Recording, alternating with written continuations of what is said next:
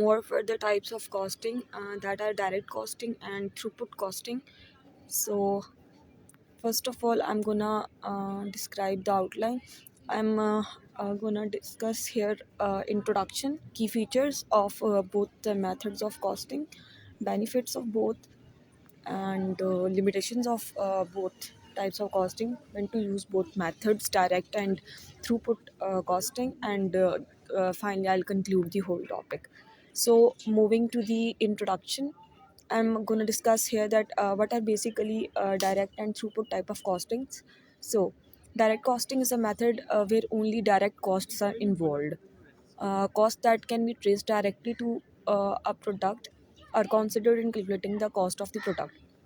Direct caustic method में क्या होता है कि एक ऐसा मेथड है जहाँ पर हम डायरेक्ट कॉस्ट को कंसिडर करते हैं, सिर्फ cost that can be trace directly to the product, जो कि डायरेक्टली प्रोडक्ट के साथ रिलेटेड होती है. हम इसके अंदर ना सिर्फ direct cost of the product को ही कंसिडर करते हैं इन calculating the overall cost of the product. अगर हमने ओवरऑल किसी भी प्रोडक्ट की कॉस्ट कैलकुलेट करनी है तो उसके अंदर बस हम एक प्रोडक्ट की डायरेक्ट कॉस्ट को कैलकुलेट करते हैं without any calculation of the indirect cost. सिर्फ हम डायरेक्ट कॉस्ट को ही इंक्लूड करते हैं, जैसे कि मटेरियल और लेबर, बस हम उनको काउंट करते हैं, बाकी और किसी चीज़ को नहीं.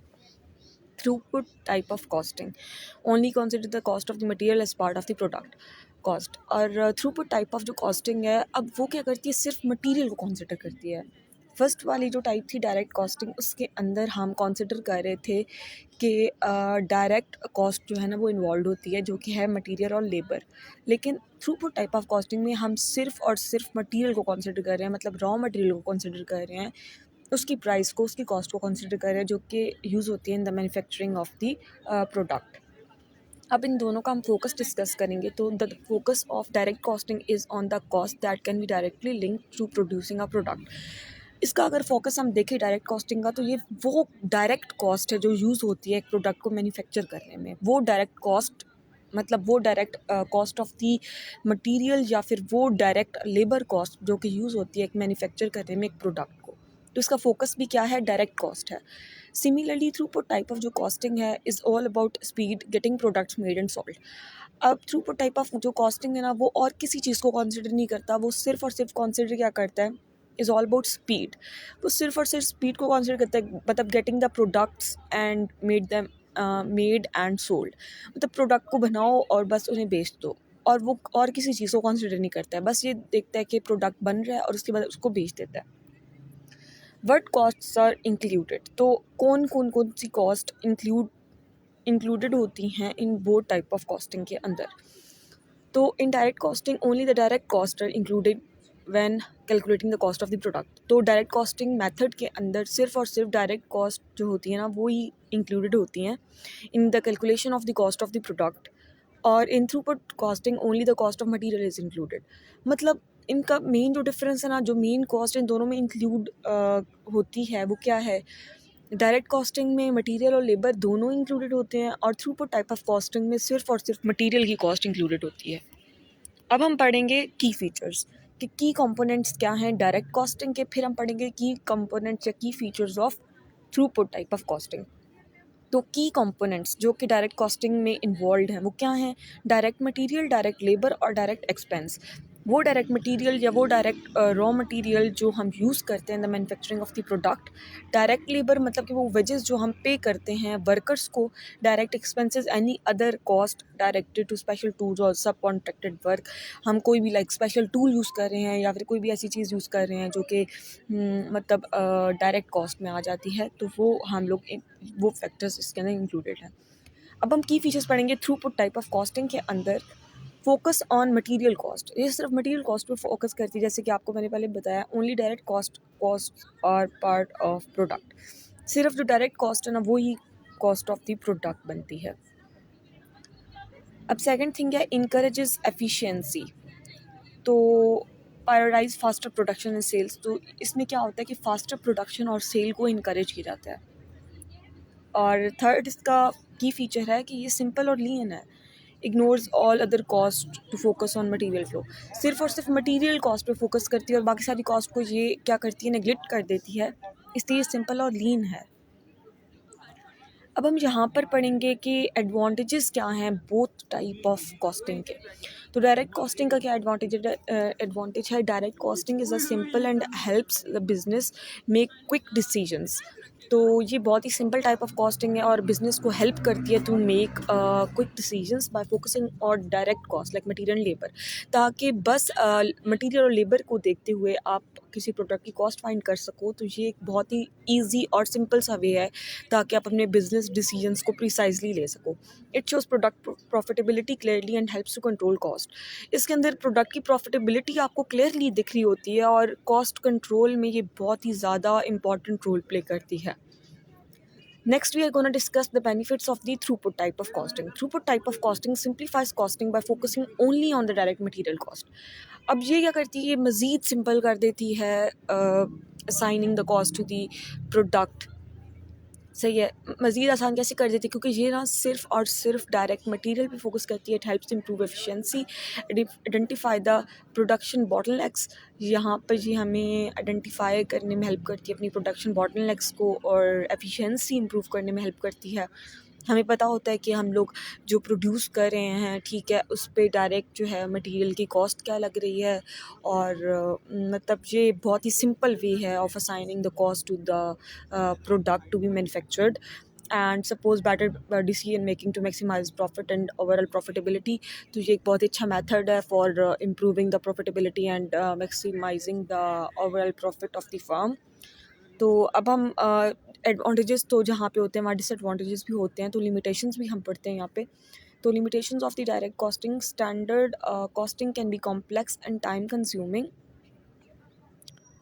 Standard नहीं, sorry, direct costing can be complex and time consuming to set up. It may not work well if costs change a lot or production processes are very flexible. तो ये बहुत ज़्यादा टाइम कंज्यूमिंग है, ये काम नहीं कर सकती properly if cost changes a lot और production processes are very flexible. अगर बहुत ज़्यादा कॉस्ट चेंज कर जाती है, मतलब लेबर या फिर मटेरियल की जो कॉस्ट है वो बहुत ही ज़्यादा कोई आउट ऑफ द वे चली जाती है, तो फिर ये इजीली काम नहीं कर सकता है। यहाँ पे ये स्टैंडर्ड कॉस्टिंग गलती से लिखा है, यहाँ पर डायरेक्ट कॉस्टिंग लिखना है। तो production process are very flexible, जहाँ पर प्रोडक्शन प्रोसेसेस बहुत ज़्यादा फ्लेक्सिबल होते हैं वहाँ पे कॉस्ट जो है वो ज़्यादा जो है एक्सटेंड तक अल्टर करती रहती है, तो वहाँ पर ये जो है ना फेल हो जाता है सिस्टम। तो अब हम पढ़ेंगे limitations of the throughput costing. Throughput costing is very simple but it leaves out important cost like labour and overhead. तो ये भी एक बहुत ही सिंपल और easy type of cost allocation method है टू दी प्रोडक्ट, बट इसमें ना बहुत ही इंपॉर्टेंट कॉस्ट को तो लीव ही कर दिया जाता है, नेगलेक्ट कर दिया जाता है, और वो बहुत इंपॉर्टेंट कॉस्ट लेबर और ओवरहेड की होती हैं भी उसमें वो कंसिडर की ही नहीं जाती, डायरेक्ट बस मटेरियल को कंसिडर किया जाता है। This can give an incomplete picture of the total cost. तो ये एक बहुत ही इनकम्प्लीट सी पिक्चर देता है about the total cost of the product, क्योंकि सिर्फ मटेरियल से you can't imagine to calculate the whole cost of the product and you can't assign the cost to the product just on the basis of material cost. तो ये जो है ना थोड़ी limitation है इसकी। अब I am gonna conclude these both type of costing. तो हम पहले पढ़ेंगे कि व्हेन टू यूज़ बोथ, कि इन दोनों टाइप्स ऑफ कॉस्टिंग को हम किन कंडीशंस पे यूज़ कर सकते हैं। डायरेक्ट कॉस्टिंग को सबसे पहले best for businesses that need to keep close eye on all the cost and improve efficiency, great for stable industries. अब डायरेक्ट कॉस्ट उन जो है वो इंडस्ट्रीज़ के लिए, बिजनेसेस के लिए ज़्यादा सही है जो कि बहुत ही प्रिसाइजली अपने प्रोडक्ट्स की कॉस्ट को देखना चाहते हैं और एफिशिएंसी को इम्प्रूव करना चाहते हैं। ग्रेट फॉर स्टेबल इंडस्ट्रीज़, तो जो इंडस्ट्रीज़ ऑलरेडी स्टेबल हैं ये उनके लिए बहुत अच्छी है। Throughput costing best for businesses that want to focus on speed and cash flow. और थ्रूपुट टाइप ऑफ कॉस्टिंग क्योंकि सिर्फ और सिर्फ मटेरियल पे वर्कआउट करती है और हमें बस मटेरियल के through he cost of the product पता चलता है, तो ये सिर्फ फोकस करती है और स्पीड और कैश फ्लो पे, कि हमारा कितना मतलब कैश इनफ्लो हो रहा है, कैश आउटफ्लो हो रहा है, बस इस पे फोकस करती है, क्योंकि मज़ीद इसमें लेबर या फैक्ट्री ओवरहेड की वैल्यू तो ऐड होती नहीं है, तो बस ये स्पीड पे ही फोकस करता है, लाइक फास्ट पेस्ड प्रोडक्शन और हाई वॉल्यूम इंडस्ट्रीज़। तो बस ये फास्ट पेस्ड प्रोडक्शन वगैरह एट हाई रेट और मतलब हाई वॉल्यूम इंडस्ट्रीज़ जो कि बहुत ही बड़े पैमाने में काम कर रही होती हैं, ये उन इंडस्ट्रीज़ के लिए यूज़फुल साबित हो सकता है। सही है, but not for the smaller businesses. So In summary, in conclusion, I'm going to conclude these both type of costing, and here uh, again here's standard type of costing, but it is gonna be replaced by direct costing. So direct costing gives a detailed look at all the cost and is great for long term planning and control. तो जो direct type of costing है इसमें आप labour और material दोनों को ही देख रहे होते, तो ये आपको एक डिटेल्ड व्यू देती है, एक बिगर पिक्चर दिखाती है about the cost of the product as compared to throughput costing. Costing is simpler and focuses only on the material and production speed. तो ये बस मटेरियल और प्रोडक्शन स्पीड पर ही फोकस करता है कि प्रोडक्शन स्पीड कैसी है, और मटेरियल मतलब जो है ना बस उसकी कॉस्ट पे फोकस करता है, और प्रोडक्शन स्पीड को देखता है कि कैश इनफ्लो कितना हो रहा है, कैश आउटफ्लो कितना हो रहा है, और बस जो मटेरियल है प्रोडक्शन है उसकी जो है वो स्पीड जो है ना वो मैक्सिमाइज होनी चाहिए। तो बस ये इस चीज़ पे फोकस करते हैं, making it ideal for businesses that value fast turn around. तो ये उन बिजनेसेस के लिए बहुत ही अच्छा है जो बिजनेसेस मतलब आइडियल उन बिजनेसेस के लिए जो कि that value fast turn around, जो कि बहुत ही ज़्यादा स्टडी टर्न अराउंड पे फोकस करते हैं, बहुत ही फास्ट टर्न अराउंड जिन्हें चाहिए होता है, फास्ट प्रोडक्शन जो है वो चाहिए होता है उन्हें। मतलब सिंपल बात है कि जो प्रोडक्शन को और मतलब इन सब चीज़ों को स्टडी चाहते हैं, तो ये उनके लिए इम्पोर्टेंट है। Now last topic that I am gonna discuss is make और बाय डिसीजन। ठीक है, what is make or buy decision? Here I'm going to discuss it all in detail. So in the outline I'm going to discuss introduction, importance of make or buy decision, factors that are involved in the make or buy decision process, then cost to consider, then advantages, their drawbacks or disadvantages, then implementations, and then I'm going to conclude the whole topic. So first of all, I'm giving a brief intro on buy make or buy decisions.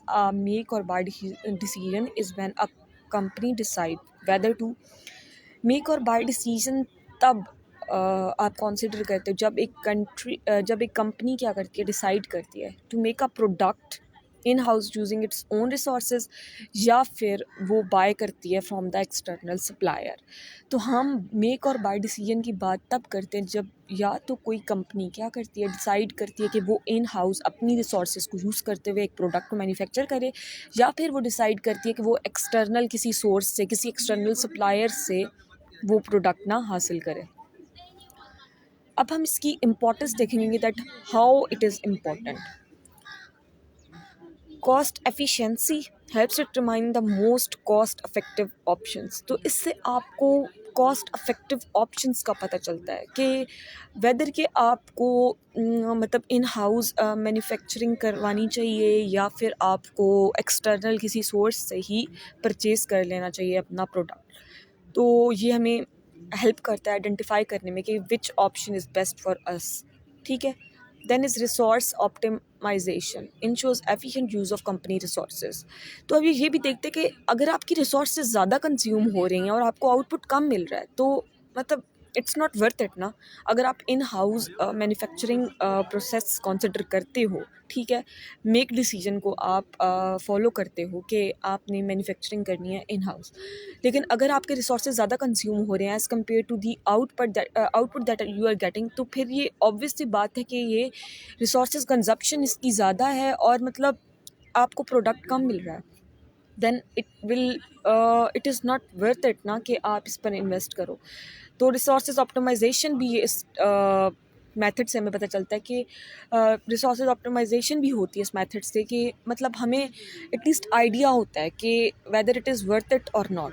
तो हम इससे ये पता लगा सकते हैं कि whether it is worth it for us to manufacture specific product in house or directly purchasing it from the supplier. Next thing is strategic focus allows companies to focus on core activities by outsourcing non-core tasks. तो इसमें क्या होता है कि company जो है ना इसकी इम्पोर्टेंस में ये भी चीज़ आ जाती है कि इस मेथड से क्या होता है कि कंपनी फोकस कर पाती है अपने कोर एक्टिविटीज़ पर, ठीक है, एंड आउटसोर्स कर देती है अपनी नॉन कोर एक्टिविटीज़ जो होती हैं या टास्क होते हैं। तो स्ट्रेटेजिक फोकस ये इम्प्रूव करती है कंपनी का, और मेक और बाय डिसीजन से एक तो कंपनी जो है ना वो सिर्फ़ और सिर्फ जो चीज़ें इम्पॉर्टेंट होती हैं उन पे फ़ोकस करती है कि वेदर के उसे सप्लायर से चीज़ें लेनी है या वेदर के उसे खुद मैन्युफैक्चर करनी है, लेकिन वो ना यहाँ पर डायरेक्टली एक चीज़ के बारे में सोच रहा होता है। ठीक है, कंपनी डायरेक्टली एक चीज़ के बारे में सोच रही होती है। ऐसा नहीं होता कि उसके माइंड में कन्फ्यूजन होती है कि वेदर के उसे मैन्युफैक्चर खुद करना चाहिए या फिर आउटसाइड से परचेज़ करना चाहिए। तो यहाँ पर ये स्ट्रैटेजिक फ़ोकस डेवलप करता है कि कंपनी मतलब स्टेडफास्ट होती है अबाउट देयर डिसीजंस के, मतलब उससे क्या करना है। तो कोर एक्टिविटीज़ पर बस फोकस करता है कि अगर उसने खुद मैन्युफैक्चर करना है तो वो मैन्युफैक्चरिंग पे फोकस करेगा, then the company is not gonna interfere with the external sources that are like manufacturing it or not. Next thing is profitability improves overall profit by minimizing unnecessary expenses। तो ये profitability को भी improve करती है by minimising the unnecessary expenses. तो unnecessary expenses को ये बिल्कुल एलिमिनेट करके कंपनी की जो है ना प्रॉफिटेबिलिटी उसको इम्प्रूव करती है। अब आप कंसिडर करें, अगर आप एक प्रोडक्ट बना रहे हो इन हाउस, ठीक है, और उस पे आपकी रिसोर्सेज कंजप्शन ज़्यादा है, ठीक है, रिसोर्सेज ज़्यादा कंज्यूम हो रही है और आपको आउटकम कम मिल रहा है, ठीक है, तो फिर तो वो वर्थ इट नहीं है चीज़, सही है, उससे आपकी प्रॉफिटेबिलिटी डिक्रीज़ करेगी। और अगर वही चीज़ आपको सिंपली एक्सटर्नल मार्केट से कम प्राइस पे मिल रही है, then it's totally worth it कि आप जस्ट इसको एक्सटर्नल सप्लायर से परचेज़ कर लो और इन हाउस जो है वो मैन्युफैक्चरिंग का प्रोसेस ना करो।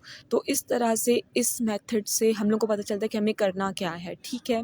वेदर के हम लोगों को मतलब मैन्युफैक्चरिंग करानी चाहिए खुद से या फिर एक्सटर्नली बाय करना चाहिए। तो इससे आप प्रॉफिटेबिलिटी तो आपकी इंक्रीज़ होती है, लेकिन जो लॉस होती है ना, लॉस होते हैं वो भी मिनिमाइज़ हो जाते हैं, आपके एक्सपेंसेस मिनिमाइज़ हो जाते हैं कि आपको जहाँ पर पैसे लगाना चाहिए वहाँ पर ही आपका लगता है और वेस्ट नहीं होता है। Now I'm gonna discuss the key factors that are involved in the make or buy decision. सबसे पहले है cost comparison, which option is cheaper, making in house और buying from supplier। तो सबसे पहले तो इसके अंदर ये हम देख लेते हैं, ये फैक्टर्स जो इन्वॉल्व होते हैं कि सबसे पहले तो ये देखिए कि दोनों मेथड्स में से चीपर कौन सा है, और मतलब कौन सा मेथड ज़्यादा चीप है। मतलब कि हम लोग अगर इन हाउस बनवाते हैं, मैन्युफैक्चरिंग करवाते हैं खुद से, तो वो ज़्यादा प्रॉफिटेबल रहेगा, वो कम पैसों में बन जाएगा, या फिर आप कहीं से बाहर से लेते हो एक्सटर्नल सप्लायर से तो वो ज़्यादा कम पैसों में हमें मिलेगा। Second point is resources, do you have the workers, machines and space to make it yourself. अगर आप इन हाउस मैन्युफैक्चरिंग को कंसिडर कर रहे हो तो क्या आपके पास वर्कर, रिसोर्सेज, मशीन्स और स्पेसेस वगैरह हैं कि आप इन हाउस मैन्युफैक्चरिंग करवा सकते हो। Third thing is quality, can you produce the same or better quality as the supplier. कि क्या आप सप्लायर जैसी, एक्सटर्नल सप्लायर जैसी ही बेटर क्वालिटी प्रोडक्ट को बना सकते हो इन हाउस या फिर नहीं। Next thing is control, do you need full control over production, delivery और क्वालिटी। कि क्या आपको फुल कंट्रोल चाहिए अपनी प्रोडक्शन, डिलीवरी और क्वालिटी पर।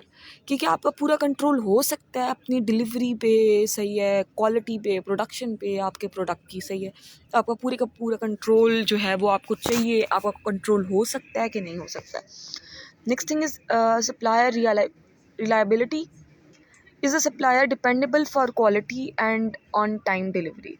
कि क्या जो सप्लायर है वो डिपेंडेबल है क्वालिटी पर और ऑन टाइम डिलीवरी पर। कि क्या डिपेंड करता है सप्लायर ऑन टाइम डिलीवरी पर और क्वालिटी पर। कि क्या सप्लायर जो आपको चीज़ प्रोवाइड कर रहा है वो ऑन टाइम है, मतलब ऑन टाइम डिलीवरी कराता है और उसकी क्वालिटी भी अच्छी है या नहीं है।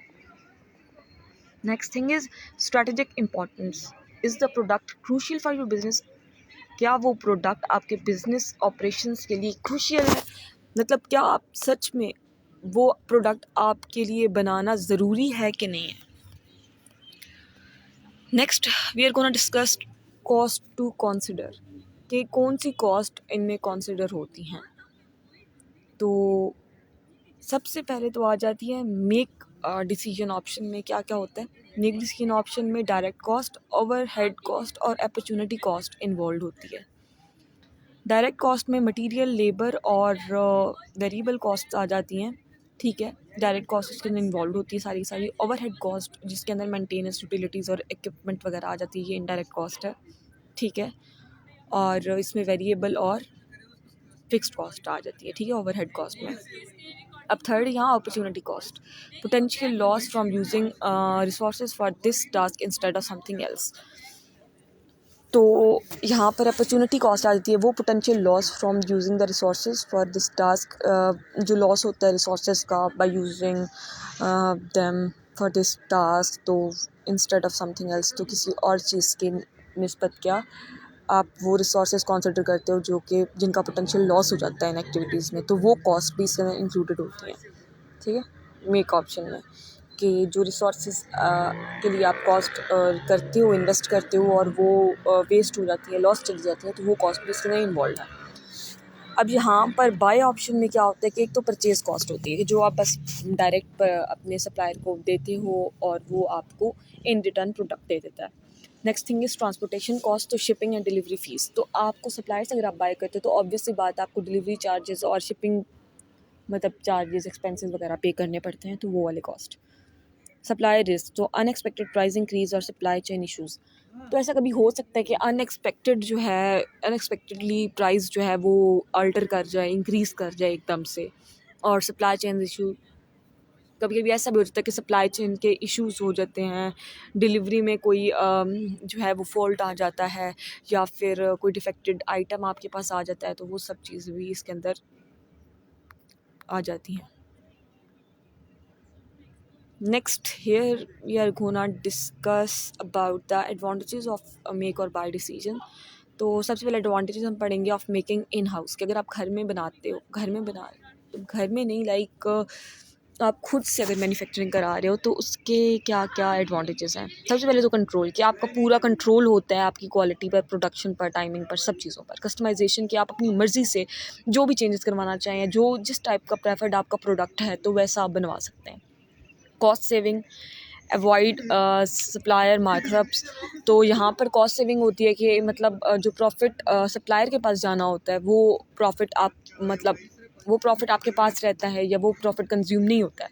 सो एक जब आप खुद बना रहे हो तो यूटिलाइज एग्जिस्टिंग रिसोर्सेज, तो मतलब आपके पास ऐसा भी होता है कभी कि आप अगर एक चीज़ मैन्युफैक्चर कर रहे हो तो आपके पास किसी एग्जिस्टिंग प्रोडक्ट का कुछ लेफ्ट ओवर पड़ा हुआ है, लाइक रिसोर्सेज कुछ ना, तो वो भी आप यूज़ कर सकते हो अगर आप इन हाउस मैन्युफैक्चरिंग कर रहे हो तो। हालांकि सप्लायर तो ऐसा नहीं करता है, अगर आप कहीं से एक्सटर्नली ख़रीदते हो चीज़ तो वो तो डायरेक्ट बस कॉस्ट लगाएगा हर एक चीज़ की, बीच में जो जो चीज़ें कंज्यूम हो रही हैं। लेकिन अगर आपके पास ऑलरेडी कुछ पड़ा हुआ है, कुछ लेफ्ट ओवर पड़ा हुआ है, तो आप उसको अगर यूटिलाइज़ कर लेते हैं तो आपकी तो लाइक एक्सपेंसेस तो रिड्यूस होंगे ही होंगे, साथ में क्या होगा कि आप वो वाले जो लेफ्ट ओवर है उसको यूज़ करके अपने प्रोडक्ट में यूज़ कर सकते हैं और उसके लिए आपको प्रॉफिटेबिलिटी भी मिलेगी। Next thing is advantages of buying from supplier, के क्या एडवांटेजेस हैं कि अगर आप सप्लायर से बाय करते हो, ठीक है। Lower initial cost, no need for equipment और एडिशनल लेबर, तो यहाँ पे एडिशनल लेबर और इक्विपमेंट की टेंशन लेने की आपको किसी तरह की ज़रूरत नहीं है, वो सबके सब सप्लायर खुद ही डील करते हैं इन चीज़ों से।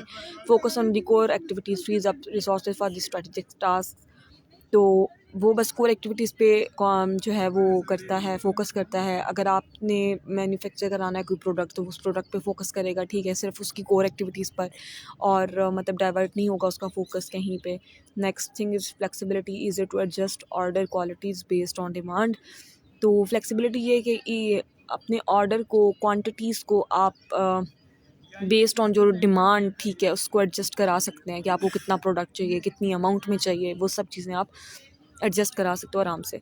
एक्सेस टू एक्सपर्टाइज, सप्लायर्स में ऑफर बेटर क्वालिटी और टेक्नोलॉजी, तो सप्लायर जो है वो बेटर क्वालिटी और जो है वो यूज़ कर सकता है टेक्नोलॉजी से ही है। और मतलब एक्सपर्ट क्योंकि वो होता है, अगर एक कोई चीज़ काफ़ी टाइम से अगर कोई कंटिन्यूसली रिपीटेड फॉर्म में बनाए जा रहे मैन्युफैक्चर किए जा रहा है, तो ऑब्वियस सी बात है ना कि वो ज़्यादा एक्सपर्ट होगा as compare to the one that is gonna make it for the first time. तो ऑब्वियस सी बात है कि आपको एक्सपर्ट जो है ना, एक्सपर्टाइज तो मिलेगी सप्लायर से। Here we gonna discuss the disadvantages, higher fixed cost. सबसे पहले डिसएडवांटेज हम इन हाउस का पढ़ेंगे, इन हाउस का क्या डिसएडवांटेज है कि अगर आप खुद मैन्युफैक्चरिंग कराते हैं तो उसकी क्या क्या डिसएडवांटेजेस हैं। हायर फिक्स्ड कॉस्ट, तो रिक्वायर इन्वेस्टमेंट इन इक्विपमेंट, फैसिलिटीज़, स्टाफ वगैरह, आपको ये सब चीज़ें सेटअप करनी पड़ेंगी पहले तो। आपके स्टाफ वगैरह और फैसिलिटीज़, इक्विपमेंट वगैरह सब चीज़ें। Next thing is capacity issues, may not have enough resources to handle extra product. और क्या पता आपके पास इतनी रिसोर्सेज ना हो कि आप एक्स्ट्रा प्रोडक्ट को ईजिली हैंडल कर सको, तो ये भी इसकी एक डिसएडवांटेज है कि चलो सप्लायर तो ये है कि उसका काम ही ये है, उसने प्रॉपर सेटअप लगाया हुआ है और वो उस पर काम किया जा रहा है। लेकिन अगर आप खुद बनाने की कोशिश करें तो हो सकता है कि आपकी जो रिसोर्सेज हैं वो एक्स्ट्रा ना प्रोडक्ट हैंडल कर पाएँ, आपकी रिसोर्सेज कम हों, प्रोडक्ट आपको ज़्यादा बनाना हो, मतलब आपको कुछ आइडिया नहीं ना होता है। एक्सपर्टनेस तो फिर और ही लेवल की चीज़ होती है।